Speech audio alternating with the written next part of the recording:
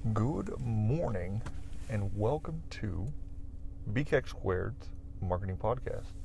Now, I'm going to be fully transparent with you. This is my very first podcast ever recorded, and I'm not going to lie, a little bit nervous about it. Nervous in the sense of figuring out what I'm actually going to talk to you about. And I got a whole bunch of notes in front of me, and I got a whole bunch of stuff in my head, and we're going to see what comes out, what comes of this first episode. So I appreciate you bearing with me.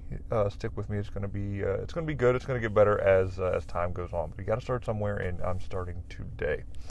But before we get going, let me introduce myself. My name is Brandon. I am the founder and owner of BKXX Enterprises, and it's the parent company for BKXX Marketing.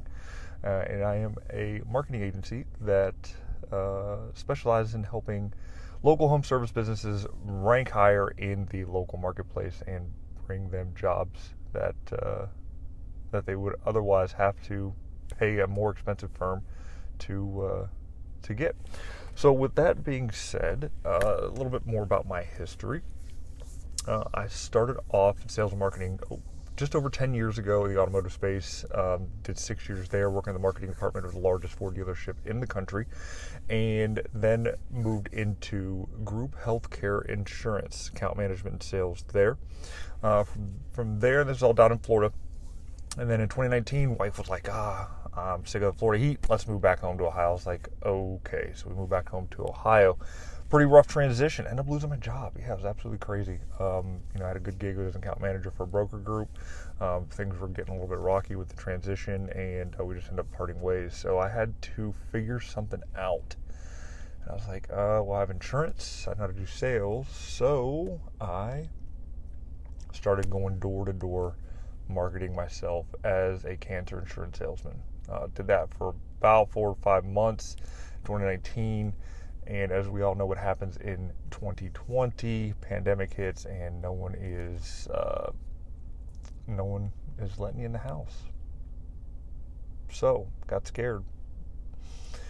Quit that, pivoted back into the automotive space, and started selling cars. The 2020 year was absolutely crazy. Hadn't sold cars in over nearly 5 years, and a lot has changed, but a lot was still the same. The difference was especially the market. And then when winter comes, never sold cars in the wintertime, there was no traffic. And I was like, man, I got to figure something out. I got to figure out how to get traffic to me.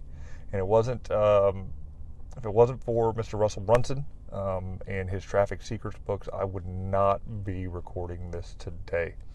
And struggling to get traffic to myself, I found his book. Things started to tick up a little bit better.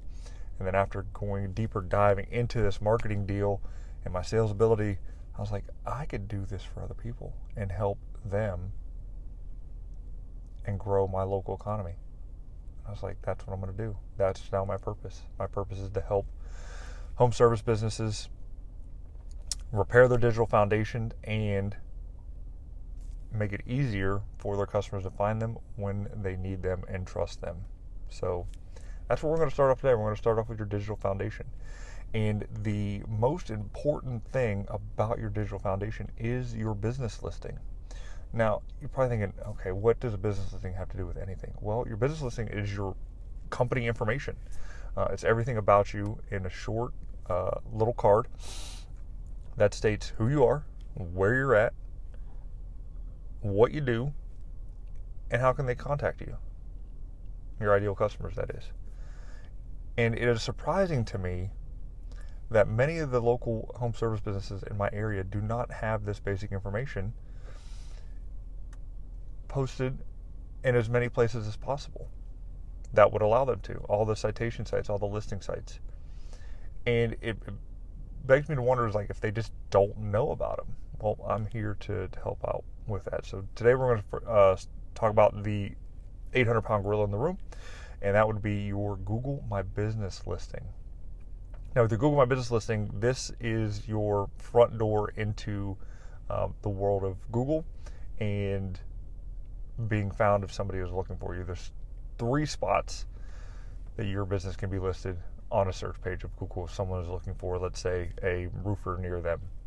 At the very top spot, you have your ads. So if you go to Google and you type in roofer near me, you're going to see a whole bunch of ads at the very, very tip top of the page.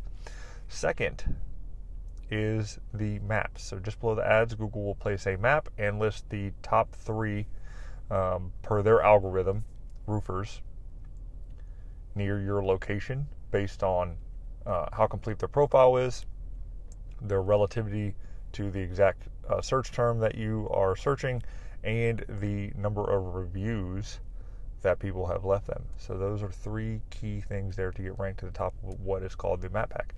And then just below the map pack, there are your organic listings. So the people that have done a phenomenal job with their website with what is called search engine optimization, and having the content on there that tells Google, hey, I'm a roofing company. I can help this person who has searched. People that come to my website have a good experience, and you should show me number 1, because then they'll keep coming back to you to do that.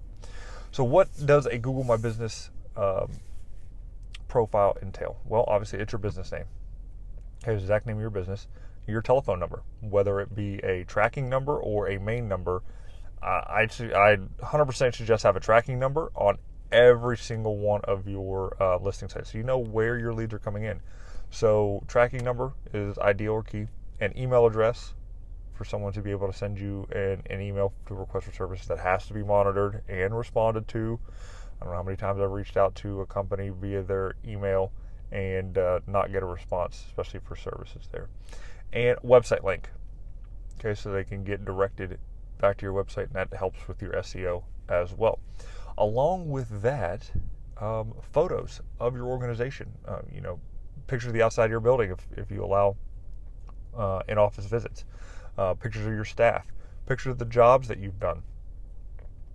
Okay, all these things are key and critical to building out a robust Google My Business profile that will allow you to rank higher in the search engines.